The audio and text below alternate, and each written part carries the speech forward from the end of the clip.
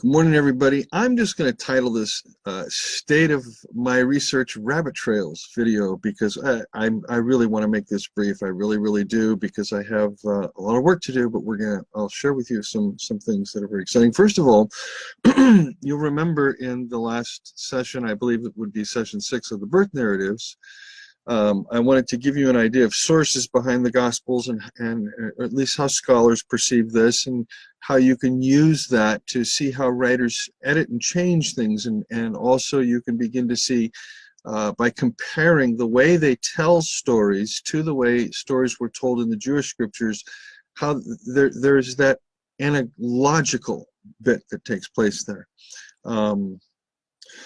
But at any rate, I mentioned to you the book by James Edwards on the Hebrew Gospel and the development of the Synoptic tradition. I mentioned to you that I was comparing that particular text with Marcion's New Testament. And so I wrote to Dr. Edwards and shared with him the same thing that I shared with you yesterday. He wrote back, "Dear Michael, many thanks for writing. You have opened up a facet of the Hebrew Gospel that I had not considered before, but makes perfect sense. That is, that Marcion would omit and blunt Hebraisms in Luke. Now I want to get a hold of Debune and see how he deals with the matter. Thanks so much for your interest in my work and this intriguing suggestion, which is very welcome." So, very fun. That just tells me that I made a good connection there, and hopefully Debune now will go do all the work to prove that bit of the thesis true. And yeah, cool. All right. So as I'm wanting to bring together how and why Luke uses the birth narrative from the Hebrew Gospel for you, and I'm also considering the fact that we are now dealing with two Jewish birth narratives, the Hebrew Gospel and the Gospel of Matthew. Both birth narratives occur within Judaism, and we talked about that. But I got stuck because I was trying to sort out a kind of a series of other questions related to Luke, the text of the gospel that Marcion would have had regarding Luke, the possibility that Marcion omits chunks of text that he knows to be from the Gospel of the Hebrews because he's, again, very anti-Judaic. The wrestling with all these questions, at any rate, I ended up going back, and I'm working through the Didache as well. Not because of its birth narratives, but because I've been doing some thinking through catechetical stuff in the early church, and I'll be talking about the Didache in a moment. But I looked at Luke's Gospel, the Sermon on the Plain, chapter 6, okay? And I went to Marcion's text, because I wanted to see, well, what did Marcion do with this Sermon on the Plain, which is an early form of a catechism, right? Because at least the scholars, they go, hey, Sermon on the Plain, Sermon on the Mount, the Didache, we've got this kind of catechetical thing going.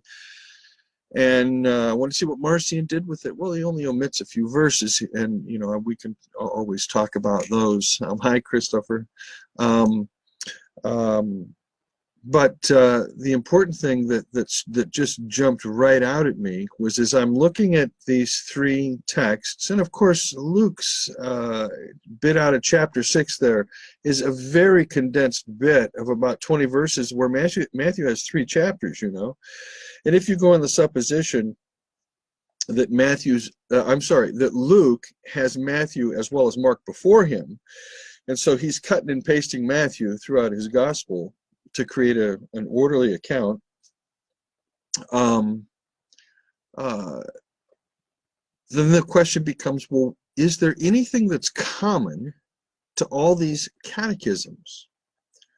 So I thought to myself, no. I thought to myself, well, the Sermon on the Mount, has this lovely structure, and whether you go with that of Ulrich Lutz or Michael Goulder or, gosh, even Dr. Martin Lloyd-Jones, who recognizes the architectonic structure of the Sermon on the Mount, it's remarkable.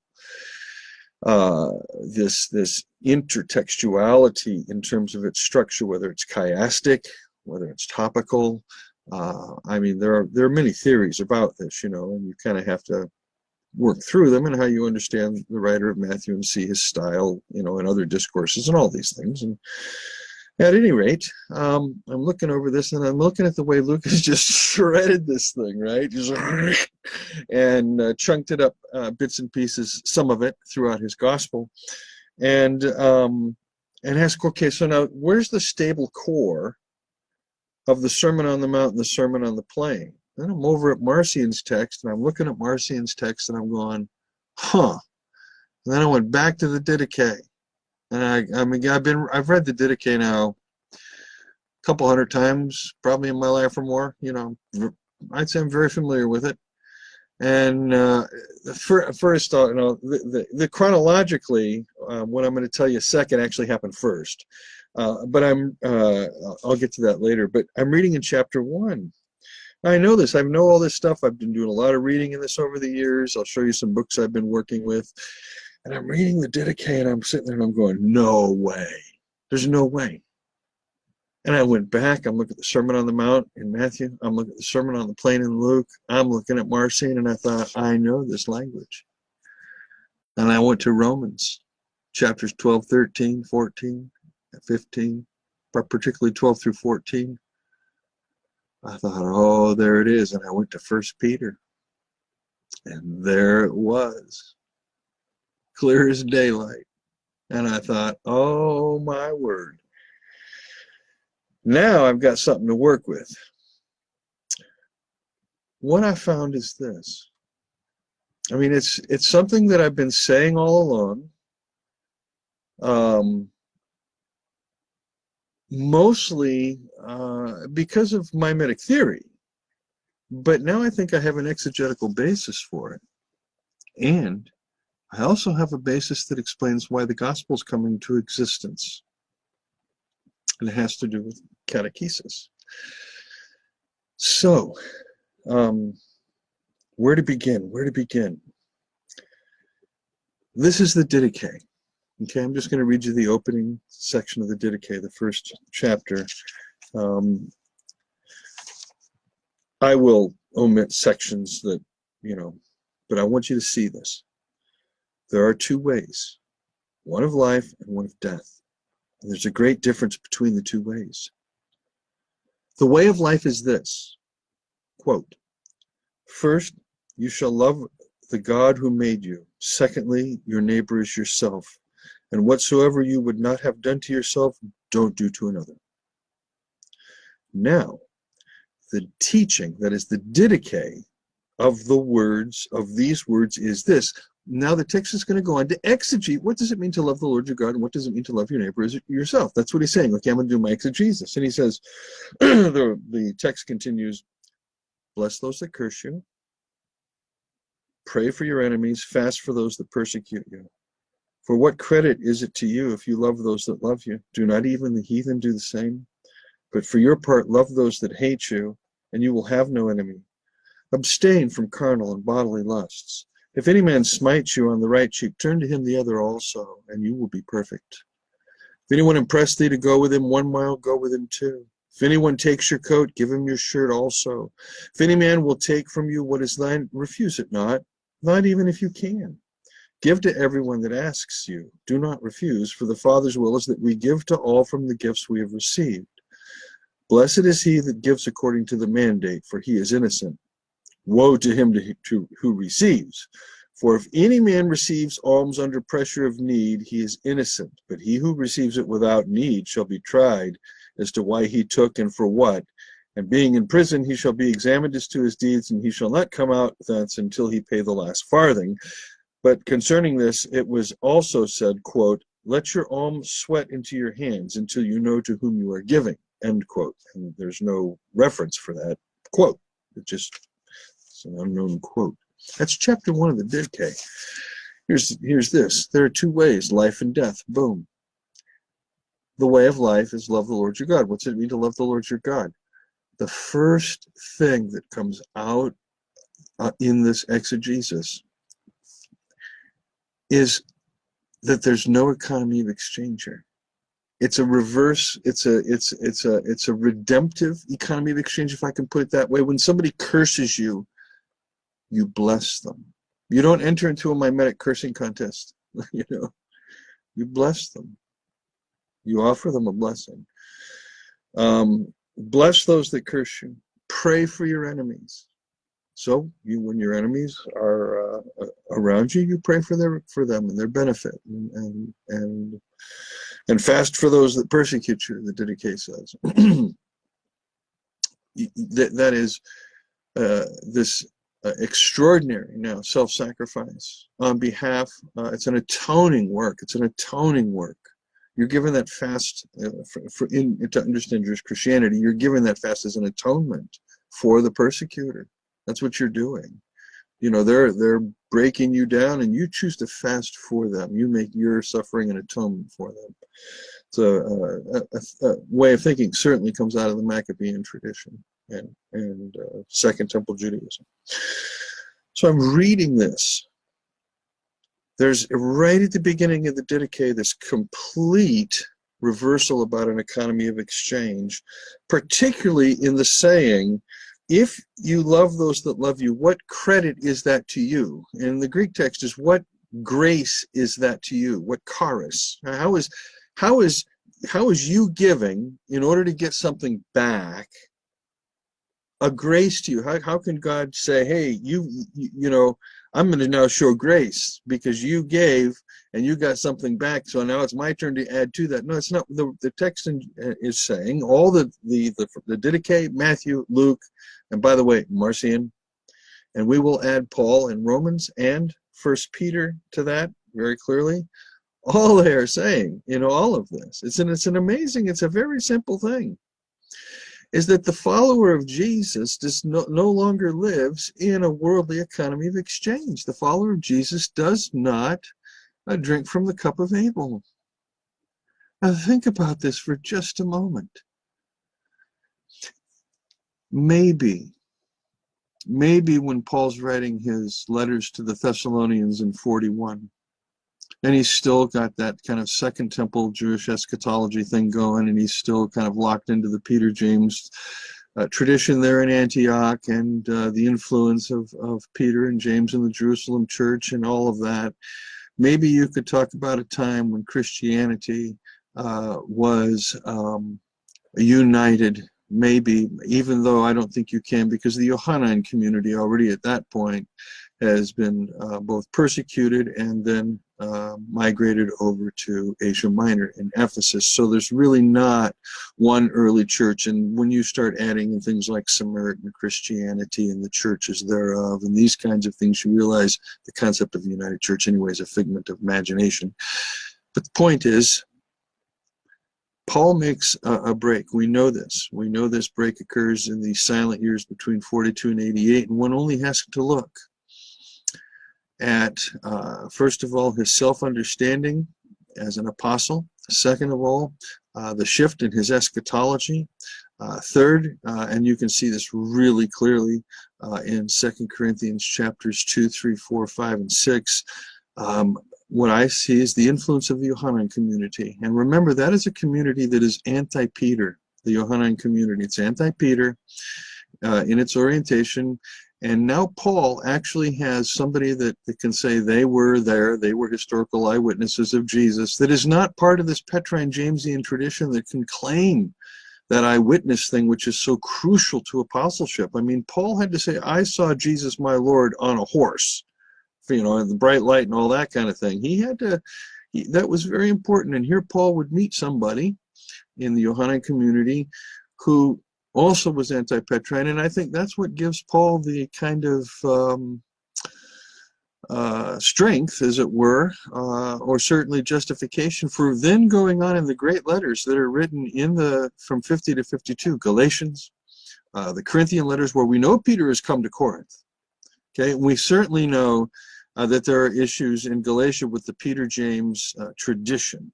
And if Doug Campbell's correct, the $64,000 question, as he put it to me in an email when I said to him once, doesn't it make sense that the false teacher is James, Jesus' brother? And so, you know, we look at this, we recognize that there are these different Christianities. That's when it hit me like a ton of bricks.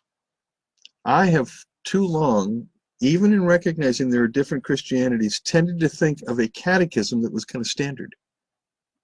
You know, everybody used the same kind of catechism in the early church. How do you behave? The site, boom, boom, boom. And that's not the case. You know, you can see that in just the little saying that I read to you, bless those that curse you, pray for your enemies, and fast for those who persecute you. When you look at the Matthean and the Lucan versions of this particular saying, now gotta look it up here. I don't have the text in front of me. How did I do that? Matthew 5:44. Oh, it's because I'm I'm over here. What's the parallel to that? Luke 6:32. I'm right there. 6:32, right? Chapter 7. Oh, there it is. See, I've got it marked with my bookmark. And terrible, terrible, terrible. Okay, so what you have in Matthew is love your enemy. Agape, using agapo, love your enemy. Excuse me. Pray for those who persecute you, whereas the Didache has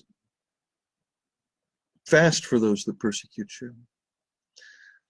It occurred to me, you know, you read the Didache, and there are significant differences between Matthew's Sermon on the Mount and the Didache, the teaching, the content that's there, all of it.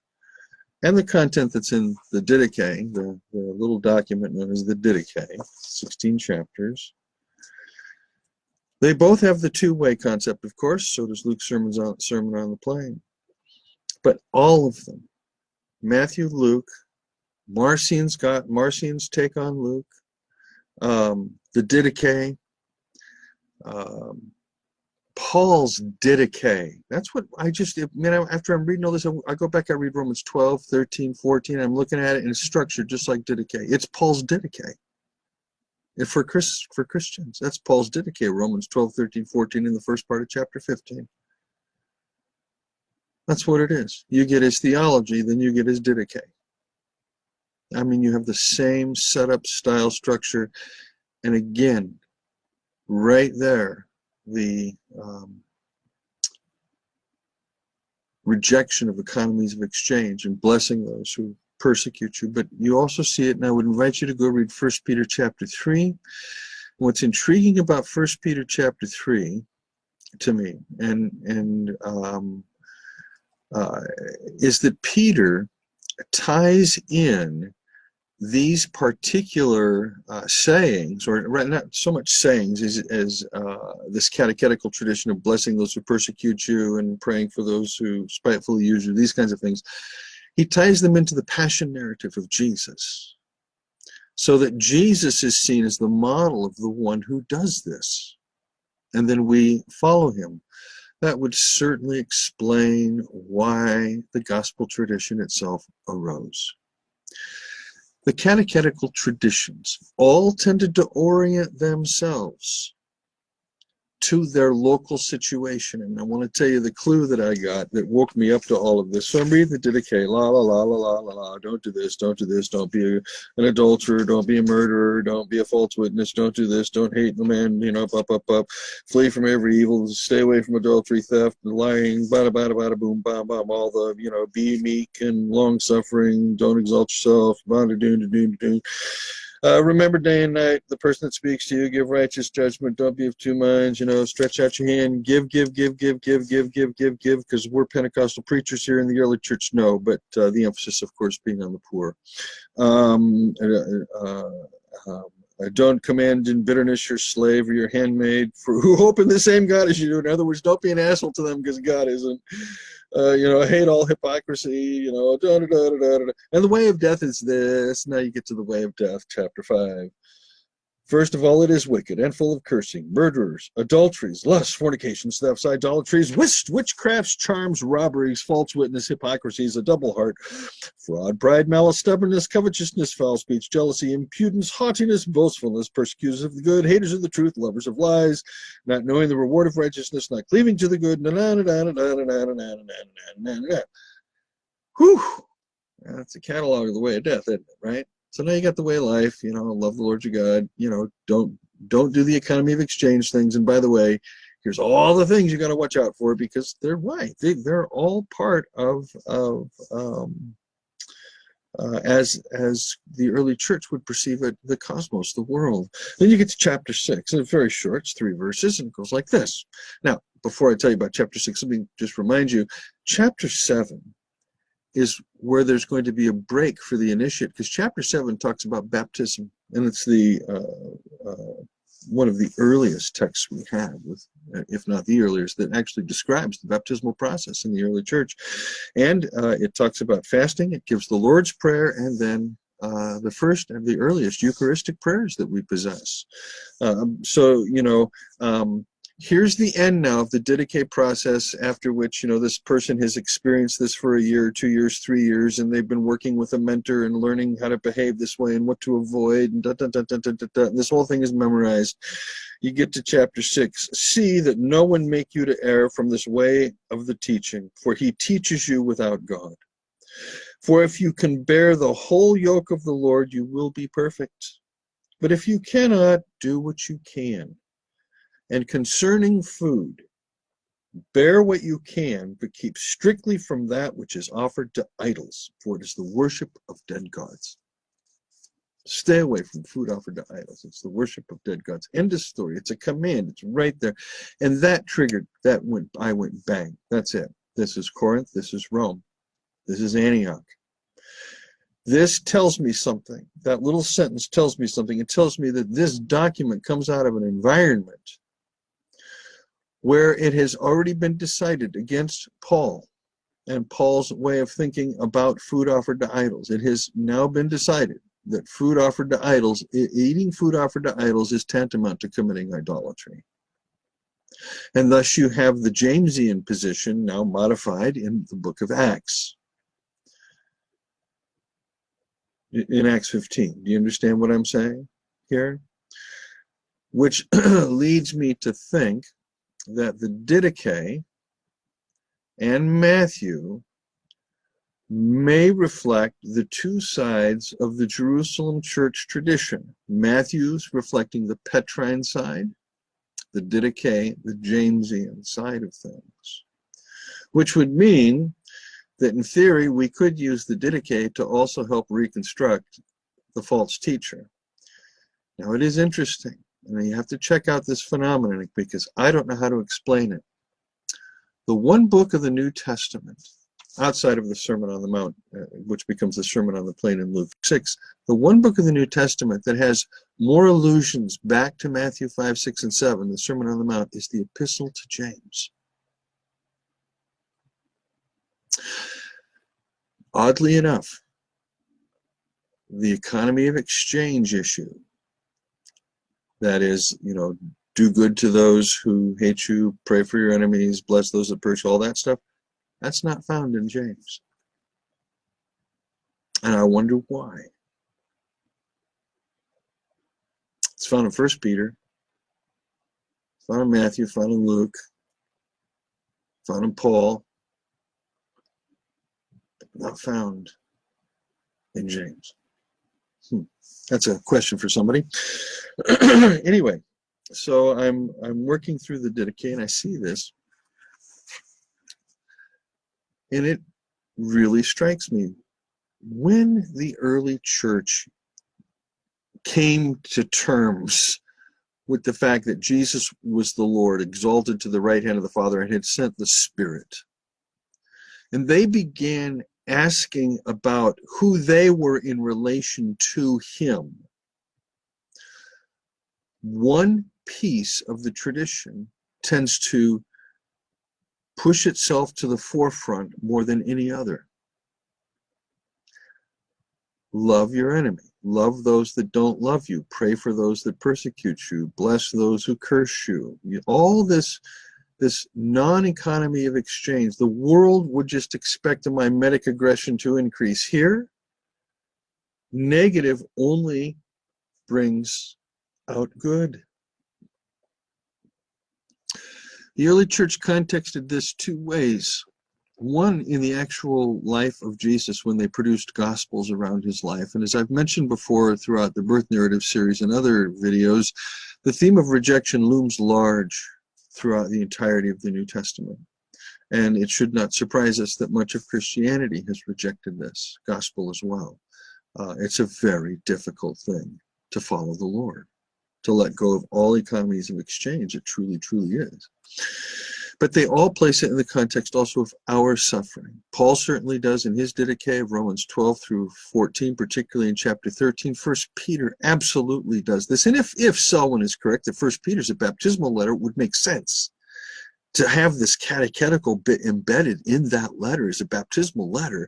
And bang, you've got an early Jewish Christian liturgical document with catechetical tradition tied to the passion, the life of Jesus. That is, Jesus' life becomes necessary to be told because we need a model to follow. Prior to that, all these catechisms that would have floated around in the early church, do this, don't do this, here's these behaviors, here's that, they become tied. All of them become tied because they're coming out of Jewish Christianity. That's where the two ways tradition is in Judaism. And the two ways tradition, the way of life, way of death, it comes out of wisdom tradition, okay? And it's Jewish. And there's a later book in the Talmud, the Derech Eresh, which is this two ways tradition. You see it in the rabbis as well. You see it in other literature as well, in Qumran, and you see it also in apocalyptic. But you do see it in Jesus' teaching, and you do see it in the New Testament. There's two ways. But at the heart of the Christian true way is letting go of economies of exchange. It's embedded there, right at the heart of all these catechetical pieces. That's the thing that just astonished me. Why didn't the Didache survive?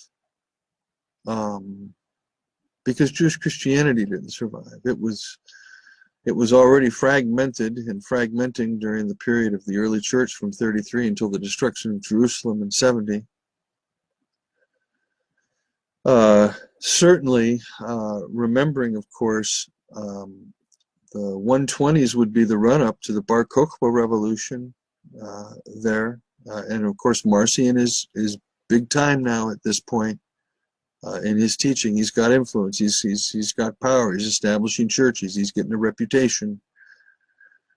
And he's this whole looming thing now. Marcion is just separating Christianity from the Jewish people, and in the 110s, the 120s, the say 100 to 130, even 90 to 130 if you want, but I think that's a little bit early.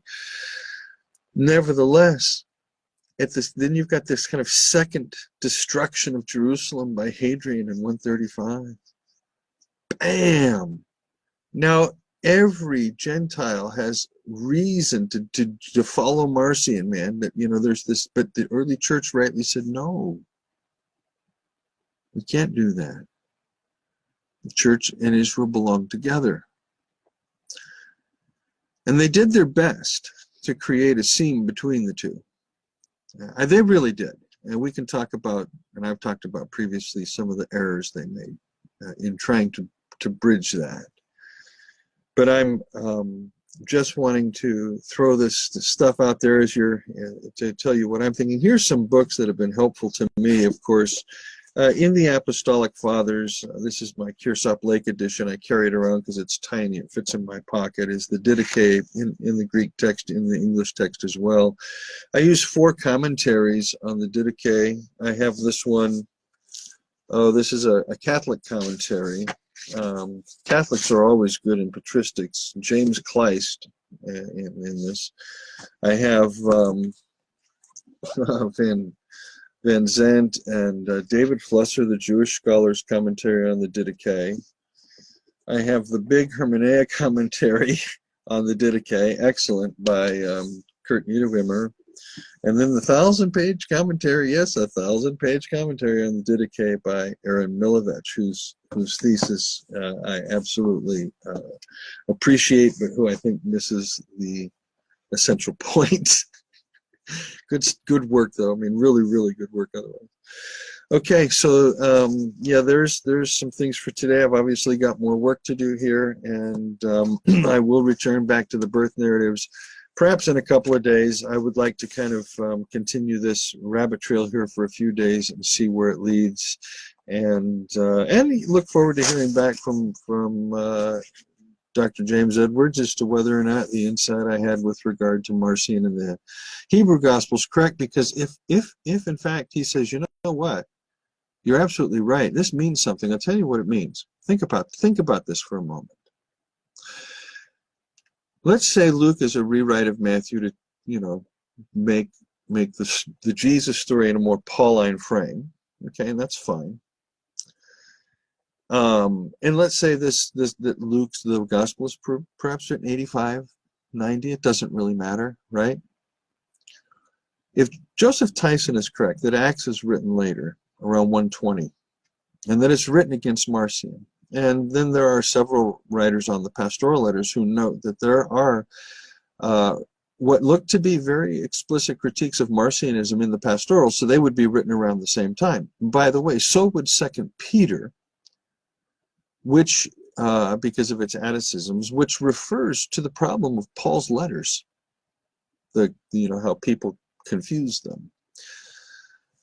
We would then, if we put this together, what we have is we have Luke is perhaps 20 years older than Marcion. Marcion, who chooses Luke's gospel. Think about this.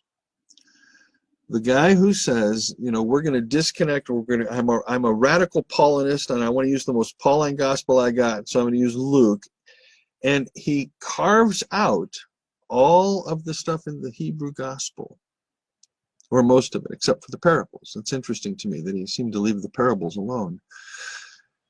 It would mean, A, that Marcion would have known the Hebrew gospel. 2, he would have known where Luke had used the Hebrew gospel as a source in his text, and 3, intentionally redacted it out, which would then serve as a proof of Edwards' thesis that Luke indeed did have the Hebrew gospel in front of him, but it would serve as further proof precisely of what Marcion was doing with regard to de-Judaizing his text. See what I'm saying? So that's the exciting piece of all this. I know some of you are probably rolling your eyeballs at me going, dear God, Michael, go have another cup of coffee or hit of acid. That's the stuff that thrills you. But it's so fun because it helps us to reconstruct the early church, to see how they thought, and ultimately, you know, to be able to follow them. Because listen, the one thing that the Catechism teaches you is this: how to suffer. The Catechism of Jesus and the Gospels are not given to us to eliminate suffering. This is the falsehood of the sky god religion of Jesus, the false god.